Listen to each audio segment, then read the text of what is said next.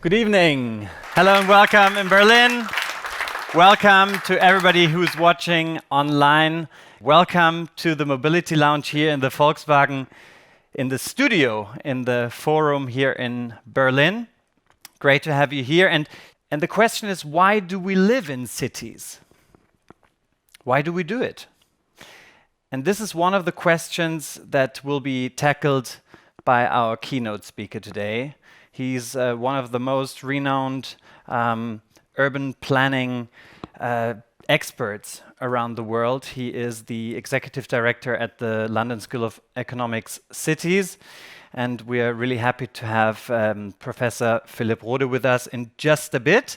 Here is your host of the evening, the executive director at Porsche Consulting, Federico Magno. Thank you very much.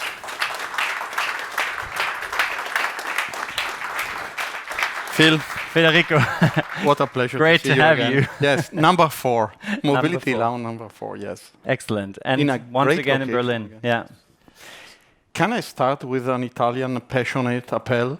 Thank you very much for everyone who is taking the time for being here. It's not given. And also for everyone who is sitting at home in front of the screen. It's great to have you again here and taking part of the Mobility Lounge. And last but not least, thank you to you. You are taking the time and you are trying to conduct a discussion up to a proper end this evening. So it's a kind of a mobility, the traffic, transportation effort. I will try my very best. Thank you very much, Federico. And of course, everyone online, you can also leave your comments and give us some questions during the evening. Federico, we will be talking about seamless mobility tonight. Yes. So how was your journey here? Actually great. So he's asking me because we had a part of the journey today together. So I'm not only referring to our journey together today. If you allow me, I will also describe what happened yesterday. As an executive of a consulting company, I'm used to travel a lot. So yesterday, I traveled between my apartment in Munich and our wonderful office in Bietigheim-Bissingen. And you know what? I experienced something really great. Waking up, one-click ticket from my apartment with a tram up to the Hauptbahnhof in Munich. Then ICE, high-speed train, the new network up to Stuttgart. And then in Stuttgart, same ticket, I had the possibility to switch between the regional train and the S-Bahn. During the trip, I had the possibility to reroute. I had information about eventually problem in the connection and delay.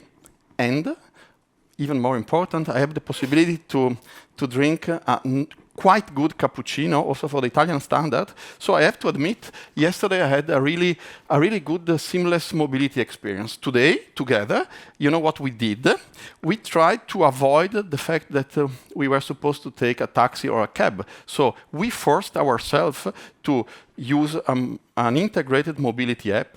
We used it, and we had the possibility to switch between different modes of transportation up to Friedrichstraße. And so yesterday and today, I have to admit, I had a glimpse into the future. Perfect. So we can actually cancel the event. Yes. So let's go home. And this is the final word. No, actually no. And you know what? I'm going to scream a huge no, or I have to depict a big no that is as big as the room. You know why? Because it would be extremely wrong to define a mobility ecosystem based on me, because I am not the real target. And this is why. Because I was traveling among modern cities in Central Europe. I was experiencing the high-speed train.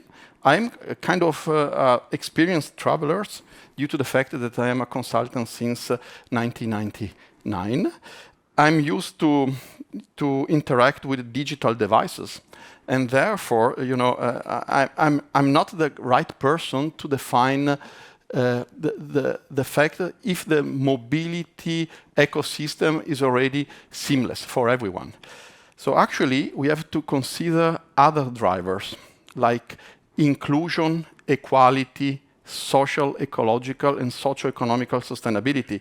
So actually, we have to think about my mother sitting in a not big city willing to visit the rest of the family, are we now able to offer a service in terms of integrated mobility that is as good, as comfortable, as flexible, and as immediate, like a car of the grandfather sitting in front of the door?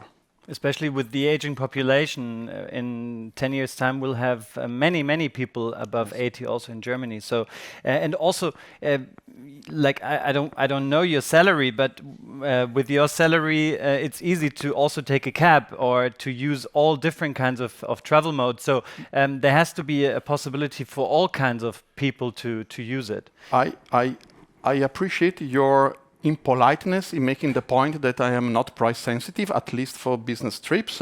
And I was making the point exactly with other words that we have to consider mobility as something that has to take care also of the necessity of inclusion.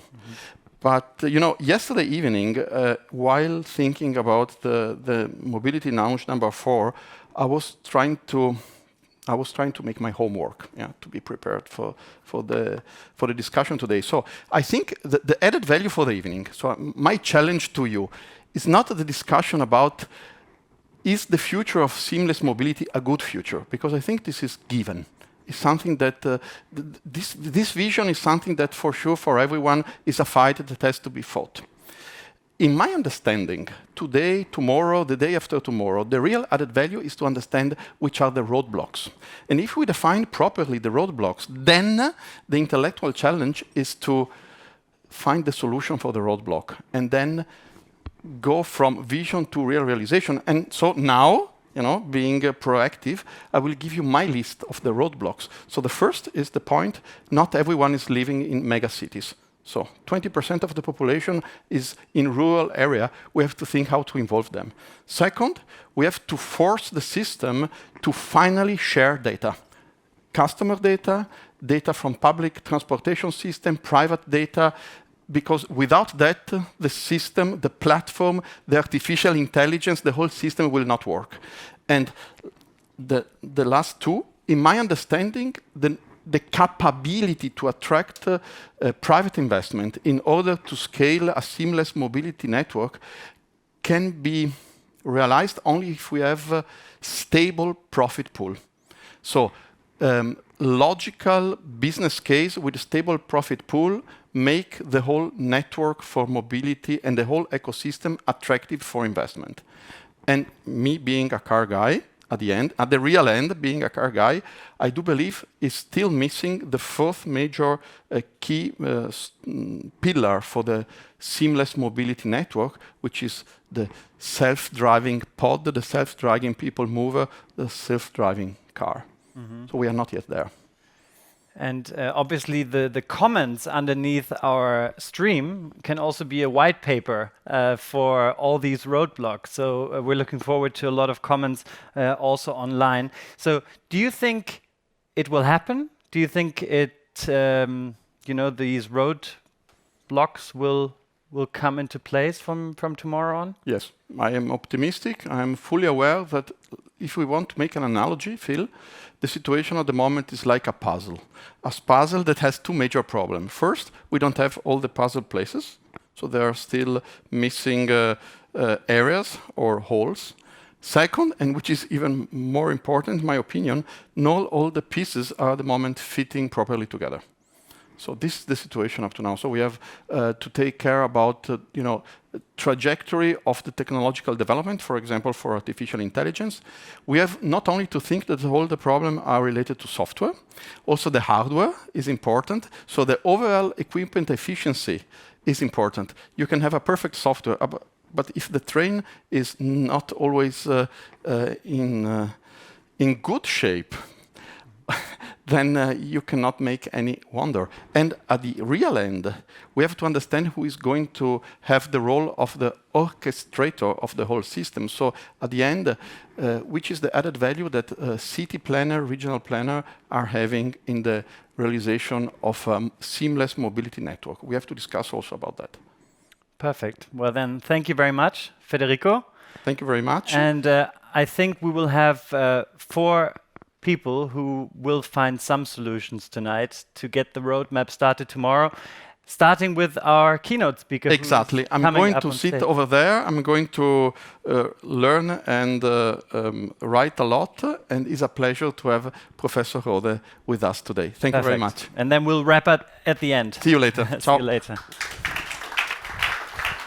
Thank you very much. Good evening. What a wonderful venue this is. I can't imagine I have been in a similar situation where everything is happening, what we're discussing, right out there. We're in the middle of the city. It's a real pleasure to be at this mobility lounge. Now, the question Philip asked was a really fundamental one. Why do we live in cities? The answer I would give is because cities provide us access to opportunities. Access is the ultimate social good our cities provide us with, and they do it often much more effectively than other settlement structures and the rest of a country or a nation. Now, you will see a title up here, which of course is a bit of a polemic: Access Beyond Mobility. It's a polemic because we're here to discuss seamless mobility. How can we talk about something that's beyond mobility? But I'm trying to essentially establish a point that if we are thinking about urban accessibility, making accessibility as good as possible in our cities, we must not only think about mobility. And that is a fundamental message which I hope I can transmit tonight and then also inspire the discussion later on.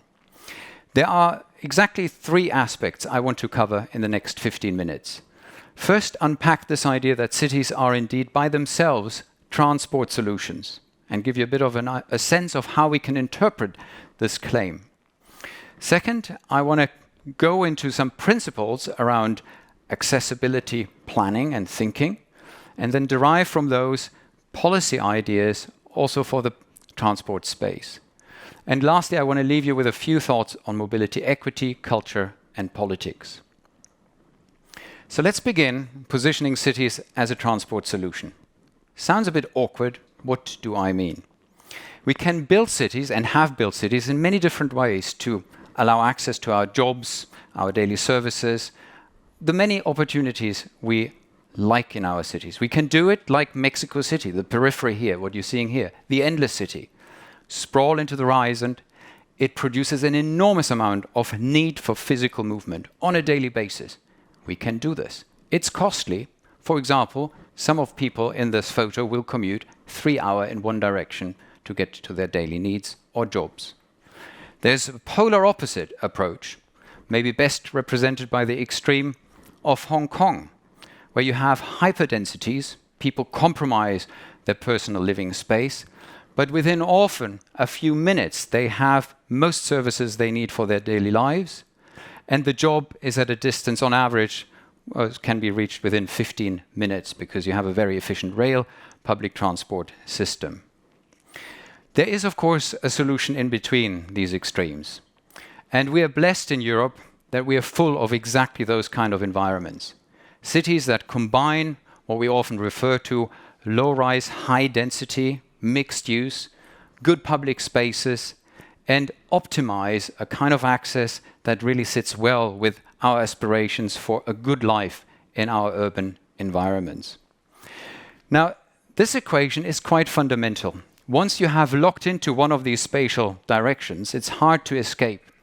Since we're in Berlin here, I want to compare Berlin's physical makeup and infrastructure with that of a similar size city, similar wealthy city, that is Atlanta in the United States, and contrast at scale the extent of the physical makeup of the city. What you see here in black is essentially the area where you have buildings and where you have people living and working, and superimpose in red the rapid rail system.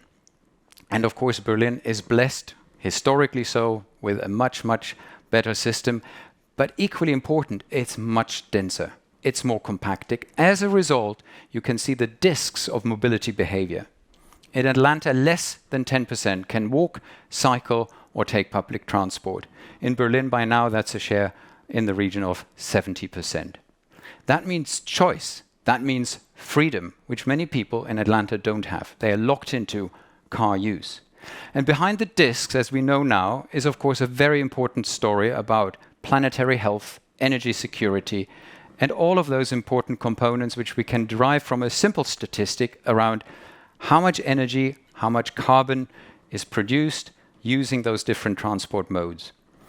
And that is in itself an important policy agenda. We know all about decarbonizing these different transport modes. And if we have endless renewable energy and electric vehicles, many of the highly polluting vehicles here on this list, we can move up, get them closer to zero emission. That, for an urbanist, for a person who works with city and accessibility, is not the main challenge. The big challenge is space consumption. If we travel with conventional cars in our cities at present, if you do it with 50 kilometers per hour, you easily require 150 square meters per person of high-value public space, only to organize your movement. Now think about how much personal living space you have, particularly those of you in cities. It rarely will be in the level of what we are granting many of our citizens to just move around. Now that has been a conundrum for some time. And what does it lead to, particularly if you try to access highly efficient urban cores? The reason why many cities are so productive is because they bring together a diversity of jobs, different types of industries within a very confined territory. In these cases, yes, these are extreme cities, London, Hong Kong, and New York. Easily 150 to 200,000 person per square kilometer work together. So if you enter those territories with the enormous space needs of conventional automotive mobility, you get congestion. And over decades, we have tried to build our way out of congestion. And by the way, this is serious stuff. This is the one thing economists are most concerned about in terms of the agglomeration effects of cities. This is compromising that agglomeration effect. It's an economic question. We have tried to build infrastructure to accommodate more cars. And all of the infrastructure I'm showing you here, the first one was New York, Manhattan, the East River Highway. This is the ring road in Sao Paulo. This is the second bridge over the Bosporus in Istanbul. There's now a third bridge. It's filling up very quickly. We know this.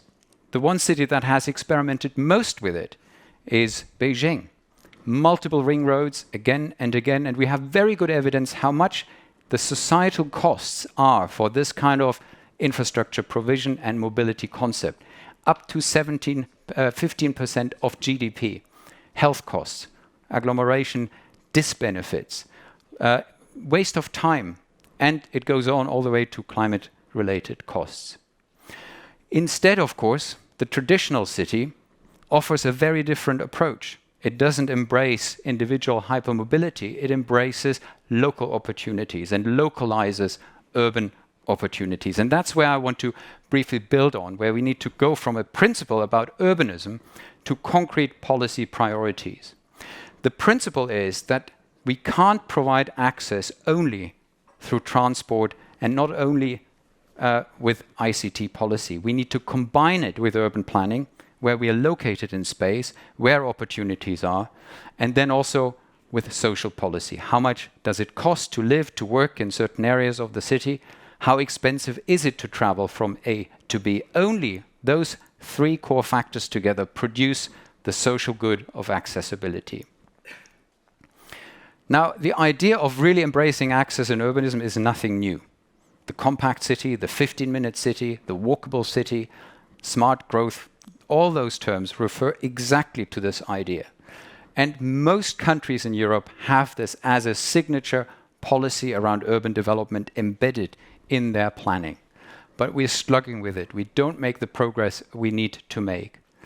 And this is against a period where, over the last 30 years, cities around the world have really come up with great experiments and have not only radically changed what happens within their specific local context, but often by inventing new ways of transport that reinforces the idea of accessibility. They have scaled these ideas to many other places, sometimes hundreds of other cities. So very good copying is taking place. So here are 7 ideas, fundamental ideas with concrete policy implications, what needs to be done to shift towards better urban accessibility.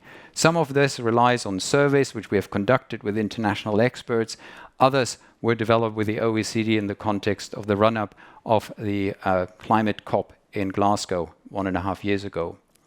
A first priority is to realign our budgets. Too often in our cities, we're still investing huge sums on exactly the kind of infrastructure that compromises accessibility, national budgets included. We need to tap into new opportunities of using, for example, parking fees and road pricing to finance public transport. And we need to use land value capture mechanisms, again, to allow the right type of transport infrastructure to be built. Second, and this is the non-transport stuff, we need to revisit our planning systems, ensure that, of course, affordable infill housing is possible across urban territories, that mixed use and flexible urban development takes place, and that we are using accessibility matrix to make assessments around investments into public streets and other infrastructures, rather than a predict and provide approach of conventional transport. Then we're coming back to transportation itself. New urban mobility, a massive opportunity. Here we have many good experiments, but we do need to further improve our multi-mobility applications that sit on our mobile phones. We need to make the payment better. We need to invest in shared micro-mobility, and we need to bring metropolitan transport authorities together that they communicate also with the broader urban hinterland and offer integrated ticketing. Then we come to the politically maybe most contested component, which is the reallocation of street space. Streets traditionally in post-war planning were seen as places of movement. That's an outdated idea. The mayor of Paris has run on a ticket for the last election to convert Paris, central Paris that is, into a 15-minute city or neighborhoods of 15-minute cities, where this kind of transportation from a movement-oriented street to a place function-oriented street is absolutely critical. That doesn't mean you get rid of all sort of movement, but you're optimizing that the movement that takes place is really efficient and doesn't destroy the local connections. So that is a huge debate in many cities around the world, not just in Europe, and I'm sure we can discuss this in a moment as well. Fifth point is about financing public transport. Have a look at this BRT, Bus Rapid Transit System from Bogota, and then the 3 lanes of congestion, conventional mobility. The 3 lanes of congestion move per hour, if you're lucky, if you get this moving, 3,000 people. The 2 lanes of BRT does 40,000 people. All to say, it's public transport that remains the backbone of urban mobility and needs to be financed. That has become difficult post-COVID. We need to tap into new opportunities of financing public transport as a social good and accept that it needs to be subsidized to a considerable degree, because without it, there is no urban accessibility. And then 2 points which are typically not as much part of the discussion around transport policy, but they need to be in the future. Digital connectivity needs to be an integral part. We can, of course, start replacing, we know this since COVID, a lot of physical trips with the right type of digital connectivity.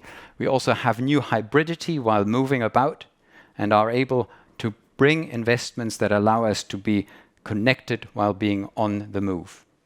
And the second area, which isn't often considered enough, is, of course, urban logistics. We have seen a huge shift away from passenger transport into urban logistics. That needs to be managed. We need more urban consolidation centers. We need to have last mile, environmentally friendly and urban agreeable delivery of our packages.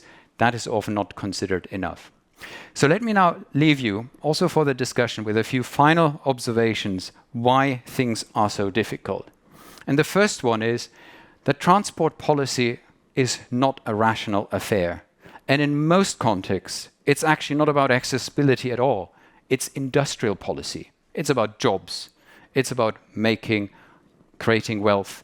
And it is about, therefore, in many instances, a very irrational response to mobility needs in our cities. Transport needs to also engage with what people want and what technology can provide for. People want individual mobility. They want cars, or at least many people seem to want this. But to suggest that technologically we get out of the conundrum of congestion and the enormous space need and place take of cities is very naive. The electric car nor the autonomous car will solve these issues if we are not applying a degree of smartness around particularly autonomous driving. What do I mean? I mean that when we first started talking about autonomous driving, there was a wonderful study by MIT that looked into the effects we could see if we were to convert away from privately owned vehicles to shared mobilities. And under those circumstances, the whole city of Singapore, this was, to my knowledge, the first study that was done and modeling these kind of effects, the entire mobility for the city of Singapore could be fulfilled with just a third of the vehicles in circulation today in the city. And that's the kind of efficiency we urgently need to get to. Now, sharing, therefore, in our urban environments is a key concern. Many experiments have happened, also in bike and scooter sharing. Many have failed. But this is a key mission cities need to have to get better at the sharing proposition and taking advantage that we have, of course, a huge opportunity to deal with shared resources in cities in general.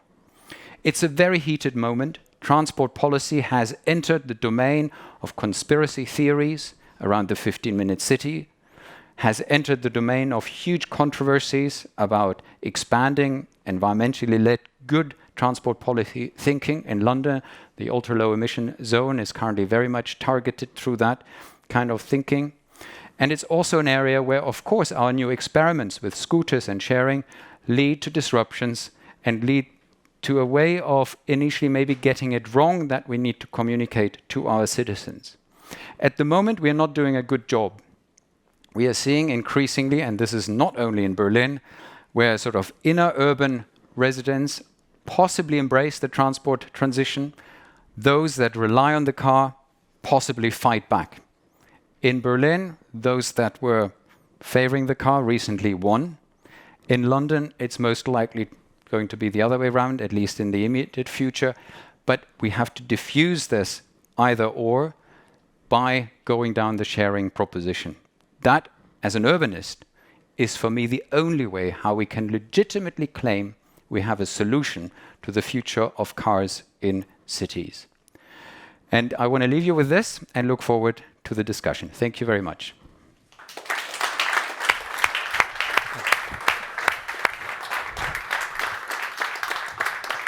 Thank you very much, Professor Rode.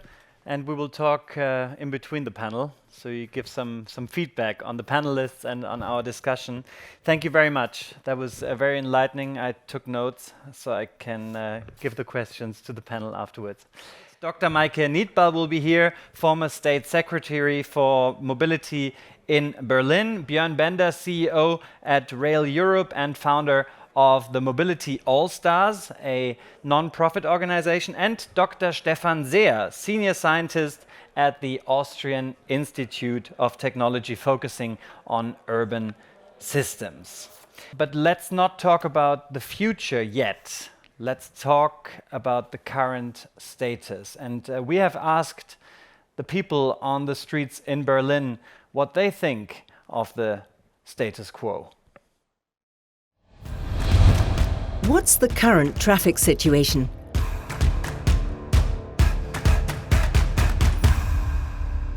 Der Verkehr in den Städten wird nach meinem Dafürhalten immer schlimmer. Der Autoverkehr nimmt immer mehr zu, der Fahrradverkehr nimmt immer mehr zu und die Leidtragenden darin sind in meiner Ansicht in erster Linie die Fußgänger, die sehen müssen, wo sie bleiben. Die Autos sind halt irre und die meisten Fahrradfahrer auch und die Fußgänger auch. Also alle sind so gegeneinander immer auf den anderen und auch unübersichtlich, finde ich, für Fahrradfahrer. Ich erlebe, dass halt alle auf Parkplatzsuche sind, was ziemlich nervig ist. Man sucht ja teilweise länger einen Parkplatz, als dass man fährt. Also es ist wirklich beschissen. Ich war jetzt gerade für 3 Wochen in London und bin dann zurückgekommen nach Berlin und war ziemlich erschrocken, wie lange alles dauert, wie lange die Wege brauchen, einfach weil ich das Gefühl habe, dass die Dinge sehr überorganisiert sind und gleichzeitig super dysfunktional. In der Raschau auf jeden Fall sehr angespannt, ne, weil die S-Bahn, U-Bahn sehr überfüllt sind und gestresst, würde ich sagen. What would improve mobility organisation?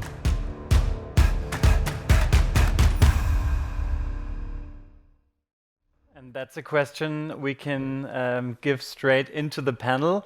Hello again. Maike, you know these comments probably from the streets in Berlin. There are more and more cars. Car sharing comes on top of privately owned cars as well. Lots of bikes, lots of social interaction between the modes of transport.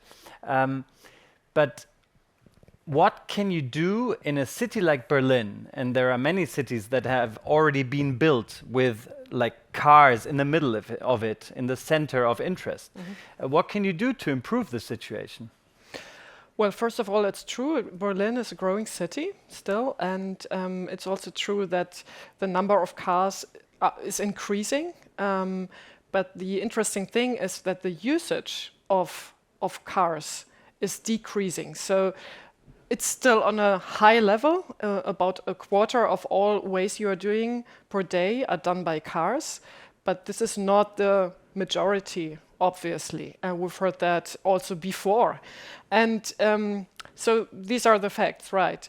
So what can you do? I think it's important to have the so-called push and pull factors together at the right time, because you have to offer, of course, public transport, bike lanes, more space for pedestrians on the one hand, but on the other hand, you also have to do something how to redistribute the space on the streets.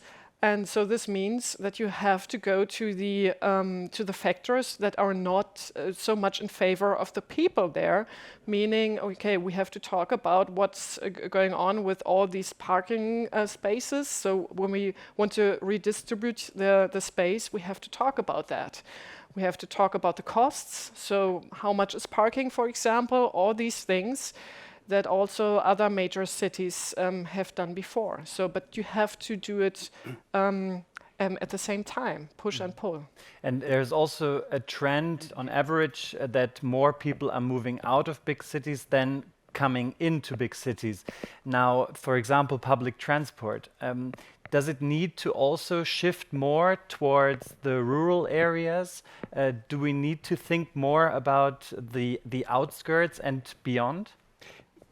Absolutely, because when Maike is talking about push and pull, this is maybe exactly the point. Where is at least pull available? And pull means offer.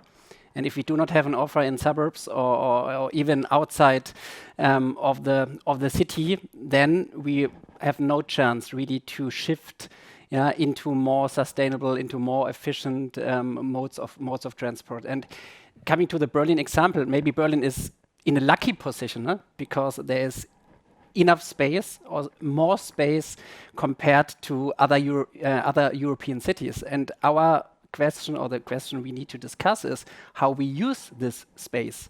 And for me, it's very much related to how we are socialized. What is normal for us? And if we take those comments also related to bike sharing, related to scooter, related to pedestrians, how we walk and how we behave, then it shows very strong that we are really used to having this kind of traffic for decades, and we feel it as really normal.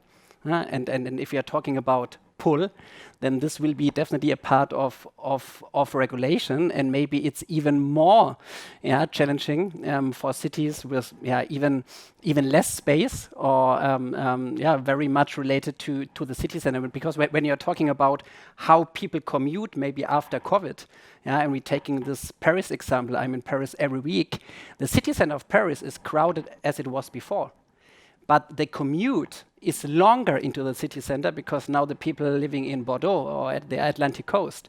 So maybe they are not commuting from the suburb into the city center, but having the level of mobility use in the central arrondissements in Paris is even higher again compared to 2019, and this is a huge challenge.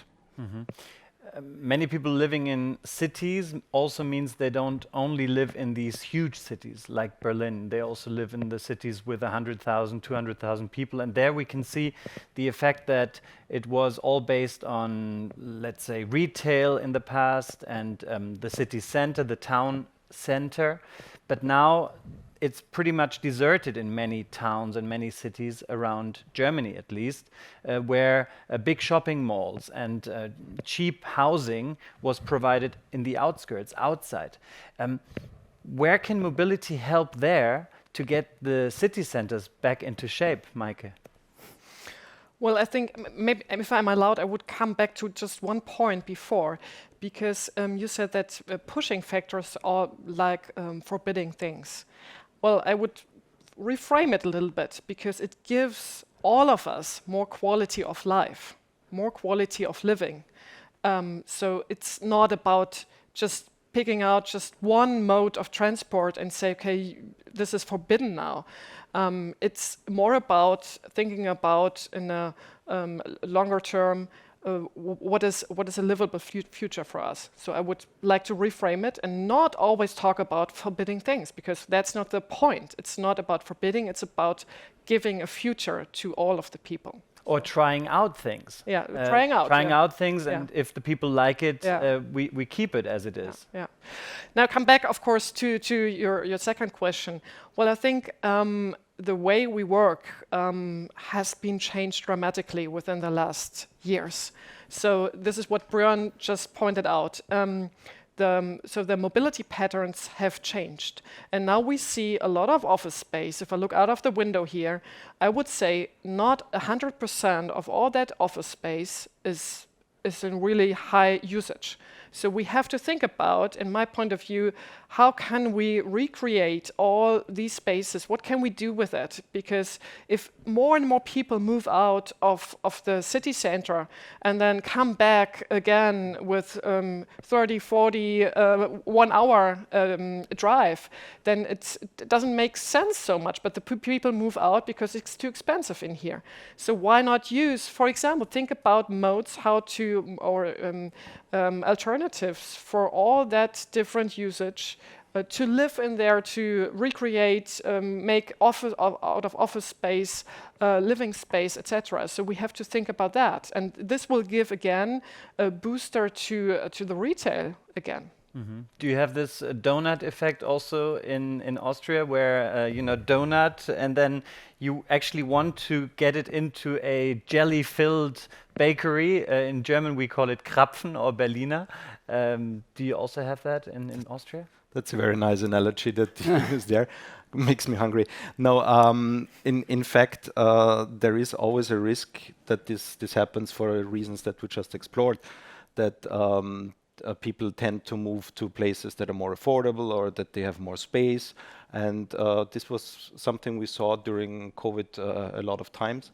The city of Vienna has also in their urban development plan the goal for a polycentric city.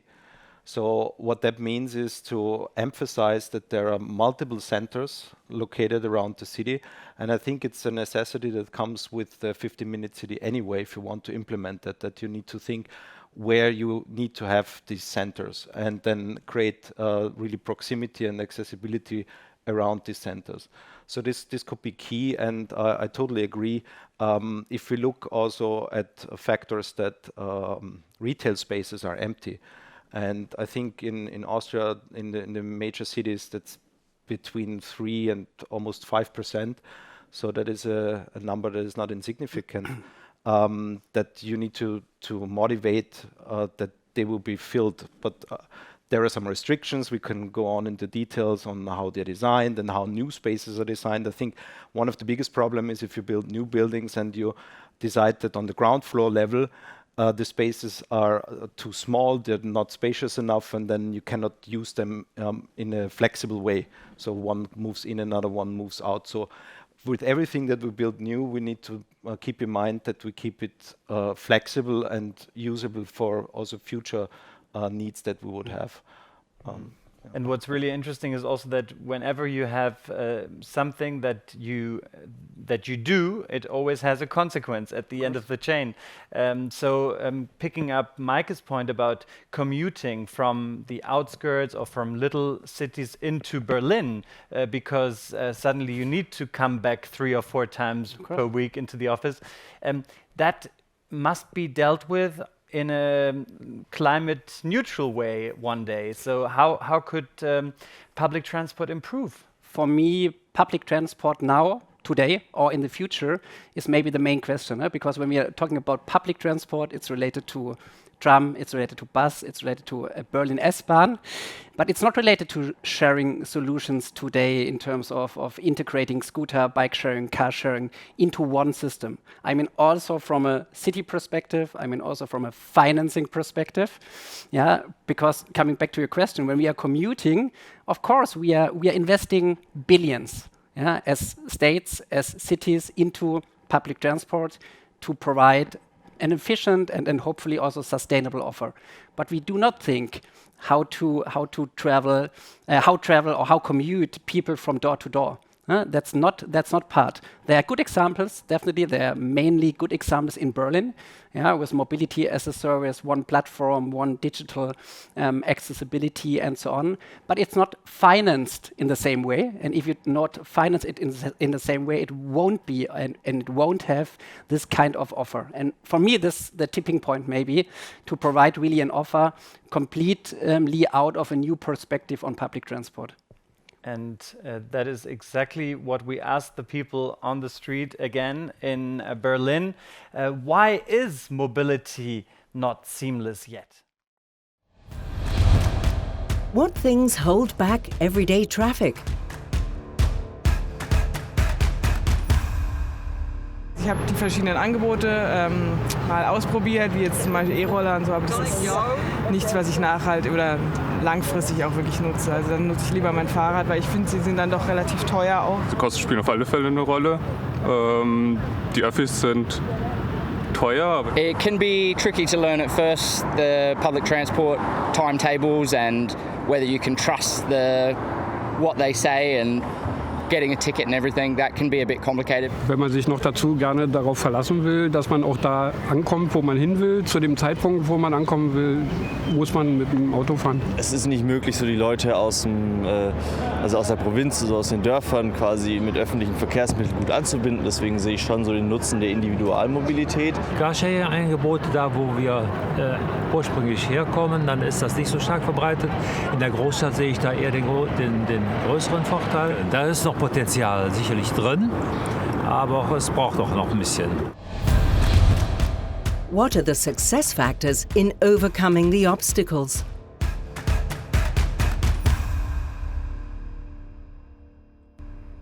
Definitely a difficult question there at the end, and we tried to answer the question already.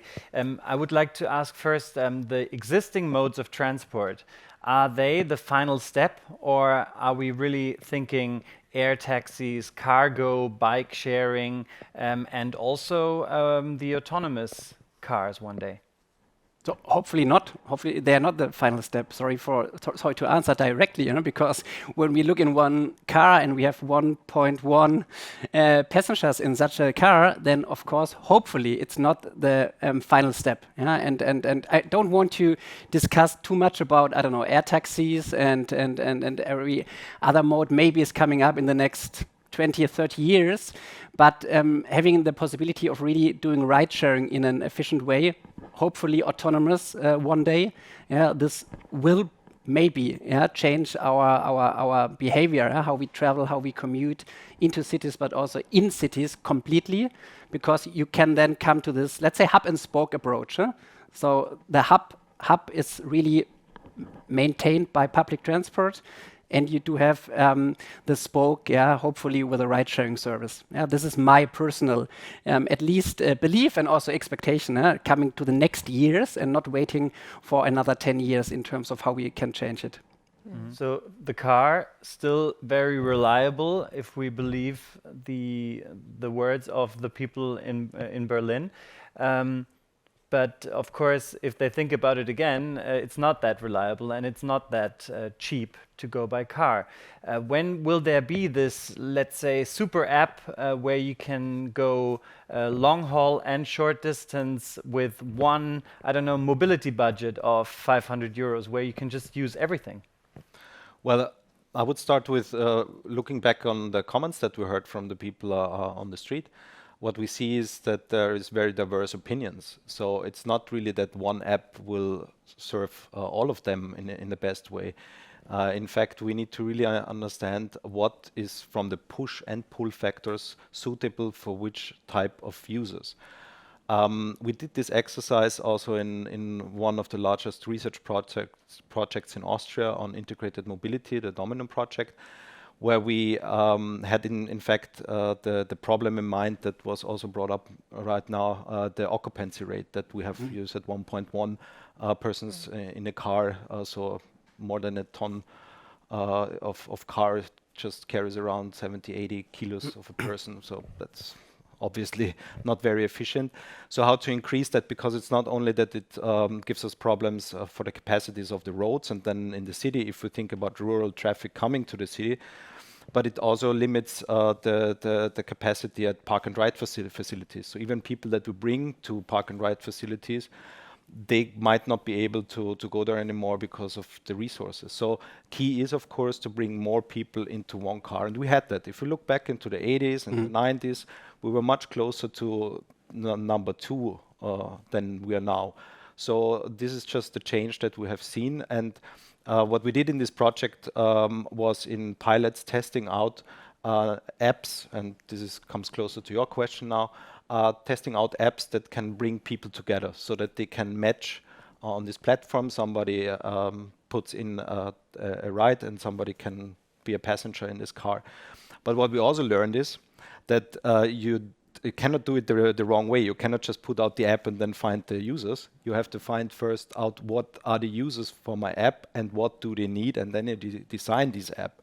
And even then, you have to be very patient, and it needs a longer time to ramp up to get the right amount of users that are constantly posting the rides and that you can find a match. So it's very difficult, and it needs also the right incentives again for the right user groups. So there is research out there. That's the good news, and we learned a lot from that project, but it's definitely a process that you have to go through. The car itself is still very popular, but it stands around, I think, around 22 to 23 hours per day, and only 1 hour it is used. And I know it from my girlfriend. She has home office, but if she needs specific things in 3 different shops in different areas of Munich, in my case, she will take the car. So what about, let's say, peer-to-peer sharing, and how far are we with these sharing models that you described? Also well, we have here in Berlin city center, we have many different offers, but if you are coming to the outskirts, this is where the car ownership is the highest. Of course, I mean, they are just waiting for, okay, what is our incentive as a sharing company? What is my incentive to go there? Because the usage rate will not be that high. And so we need more incentives than to go there and see, okay, how can we convince also these people to, and it will be a long way. So we will need a couple of years until someone will decide, okay, I will get rid of my car. And then we'll completely use public transport combination with sharing, for example. But I think we have to go that way. And it doesn't mean what we expect is, okay, that everyone says, okay, now we have a solution for the first and last mile, okay, then I will never use my car anymore. And this is not true. This is not how people will behave. And we have to realize that there is something in between. If everyone would think about, for example, bundling your ways, doing 3 things together and not doing these 3 things standalone with a car, it's also a first step in the right direction to think about, okay, what can I do, and see how can be my mobility behavior more sustainable. And if we think about, okay, how can I, for example, reduce my car usage, and then maybe I come to the idea of, okay, if I don't use the car anymore, so then it's quite expensive for me. And then I come to the second step and think about, is it really efficient for me? Is it the best mobility solution I have? But we are always have a discussion about all or nothing, and there is nothing in between. Take the first step. Reduce, for example, your car usage and look out for alternatives for certain ways. It doesn't have to be the edge case in, okay, Saturday morning, all my kids have to go to the soccer game at the same time. What can I do? So this is the edge case. And we're always talking about things like that. So let's talk about the average case. So, and then I think there are many more already existing alternatives today. If there is one organization, one company who would orchestrate the whole mobility, let's say for one country, then of course, because of economies of scale, they could also become cheaper, the offerings. Who do you think will make the money at the end? First question would be, what is orchestrating? Is orchestrating really providing accessibility through any application, or is it really operating different modes of transport? And for the second part, at least, I don't believe in that. And it has to be, let's say, a win-win-win situation at the end. When we are talking about cities again, of course, cities, they have goals for the next 5-10 years related to how mobility needs to transform to reach overall goals, for the city, for the society, and so on. This needs to be a win. Second, it needs to be more easy, more flexible, more efficient for the people traveling with new, learned modes of transport. And it's really a learning phase. It's really a learning phase. It does not happen from day one to day two. And the third win, and this comes back to your question, it needs to be a win for the operational company. And today, if we are talking about providing sharing services, mainly related to maybe areas who are not that much frequented, then it is not profitable. It's not possible to earn money. And this is maybe coming back to my first point. Who is financing this system in the future? Because if you're talking about public transport, we know that the tickets sold are maybe financing 20 to 30% of the overall costs of a system. It depends on city to city or on different regional chains. So 20 to 30%. And if we would take this same measurement for first and last mile solutions, for ride pooling, for ride sharing, for on-demand services, of course there are different or further possibilities to invest into a better system. But we are not there today. And today they are completely private owned. It is not orchestrated or aggregated in one platform or in one operator. And this leads to the challenges we see on a day-to-day basis. But we got used to subsidies in the last month. So maybe the government just has to pay for it all. Well, I would say, I mean, strategically, of course, the city of Berlin has to orchestrate or set the goals. Of course, this is their task to do it, of course. But then in the end, I hope there will not be only one company, because then we have a monopoly, and this, of course, will not be, maybe not solve the problems, the mobility challenges overall. But I would say, okay, the operators will win it the more they integrate the solutions, the more they focus on really integrated, easy, accessible solutions. So I think we are on a way to it. We are in the middle of it, and now we will see, I think, in the next years, okay, who will win, who will have the most convincing offer. And then I think, okay, we also have to think about, okay, what are the alternative costs of talking about climate change? Okay, we also have to talk about, okay, if we don't do something now, we have to do it in 10 years, and it will be much more strict. It will be much more expensive. So, and this is how we have to look at it now. And Professor Rode already had some best practice examples, and here are some more of the best practice examples before we have our final round.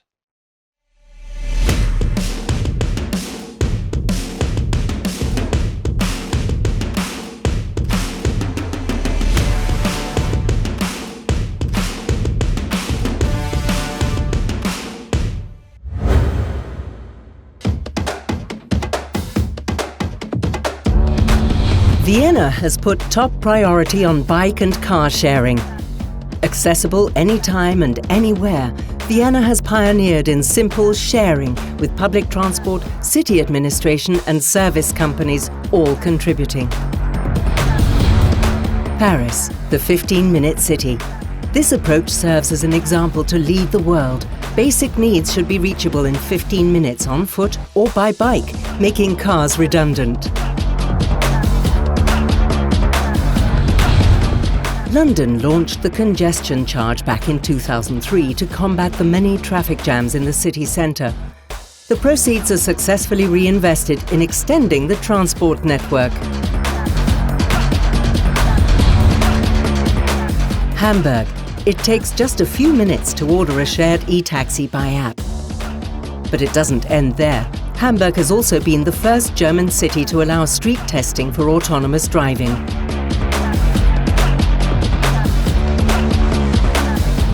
Singapore has pumped billions into its public transport network. Its outstanding feature? Mass rapid transit. A dedicated railway overpass keeps it from interfering with other traffic. That means no delays, cancellations or accidents, and waiting times of usually only 3 to 5 minutes. 5 examples of the mobility of the future. Can we successfully combine all these solutions into one integrated mobility concept?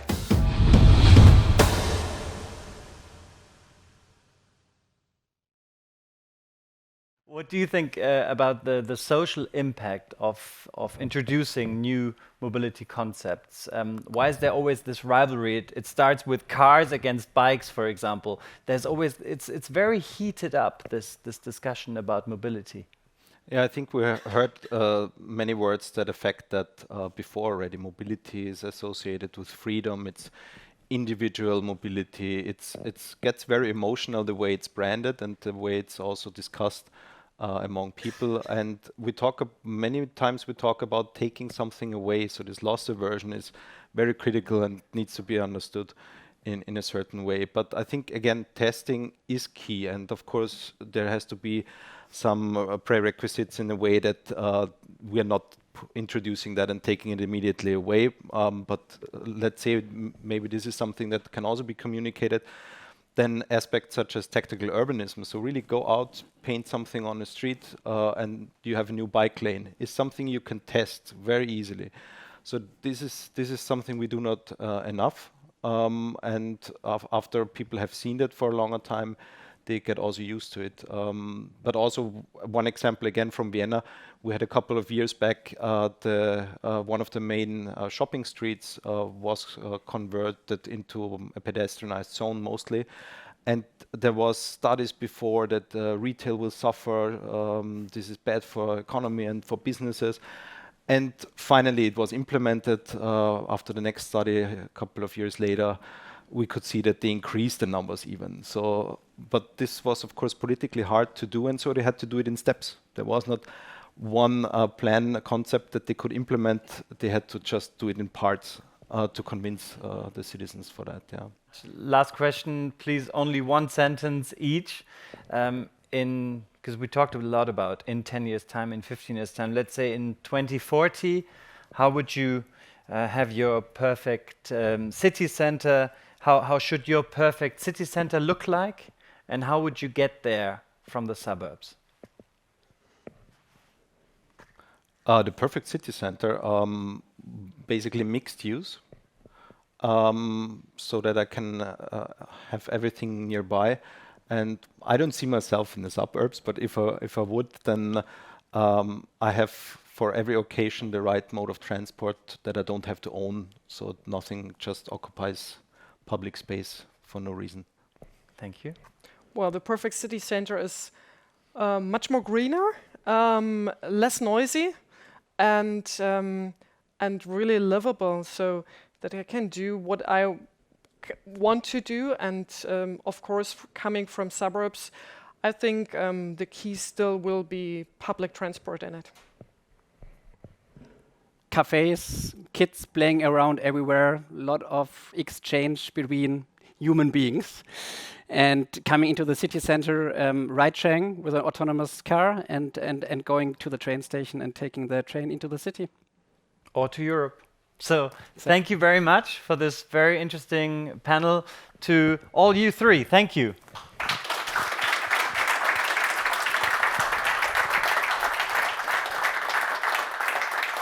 And Federico, maybe we can wrap up a little bit. For sure. It's been a lot of input. As usual. As usual. My wrap-up.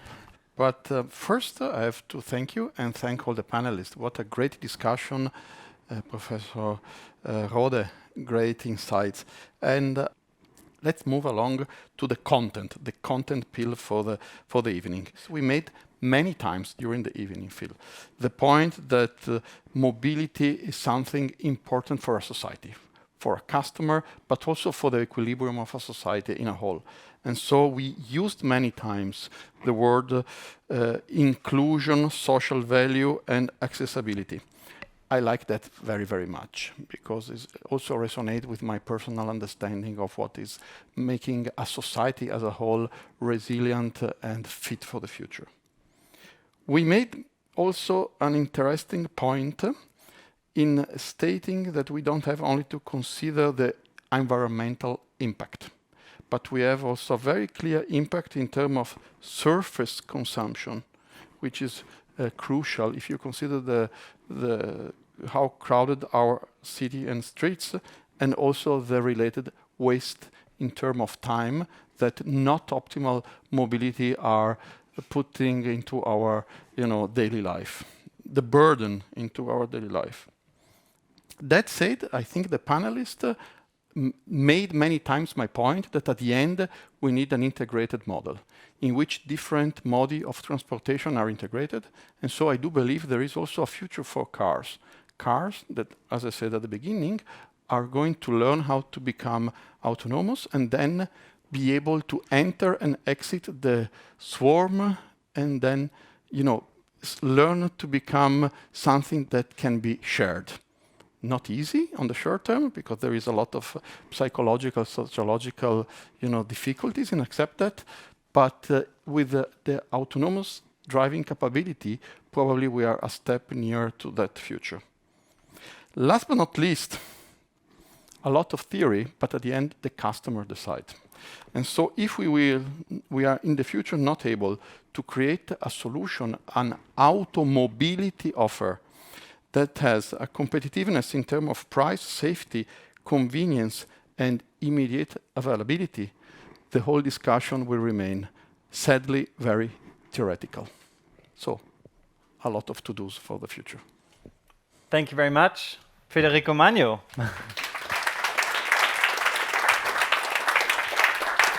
And thank you very much for joining us tonight. Thank you, everyone watching. It was a pleasure, and I hope that the comments underneath the stream will actually be a white paper for everybody interested in mobility in order for us really to shape a seamless mobility for everyone, everywhere.